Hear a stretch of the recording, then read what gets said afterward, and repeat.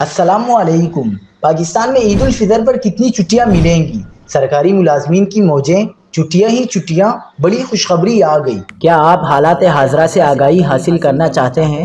خبر کے پیچھے چھپے اصل حقائق جاننا چاہتے ہیں تو ابھی سبسکرائب کیجئے دل مل پاکستان کو اور ساتھ ہی گھنٹی کے نشان پر کلک کر دیں۔ آپ کو بتاتے چلیں کہ پاکستان میں اس سال عید کی چھٹی ممکنہ طور پر طویل ہونے کا امکان ہے۔ محکمہ موسمیات کی پیشنگوئی کے مطابق عید الفطر 10 اپریل بروز بدھ کو ہونے کا امکان ہے۔ وزارت سائنس و ٹیکنالوجی نے 2019 میں 5 سالہ قمری کیلنڈر متعارف کرایا تھا۔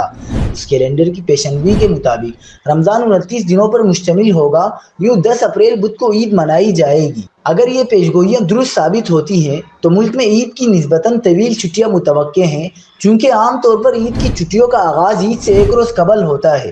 لہٰذا اگر 10 اپریل بروز بدھ کو عید ہوتی ہے تو عید کی چھٹیاں منگل سے شروع ہوں گی۔ اس صورت میں حکومت کی جانب سے منگل سے جمعے تک 4 چھٹیاں دی گئی تو ویکینڈ ملا کر کل 6 چھٹیاں بن جائیں گی۔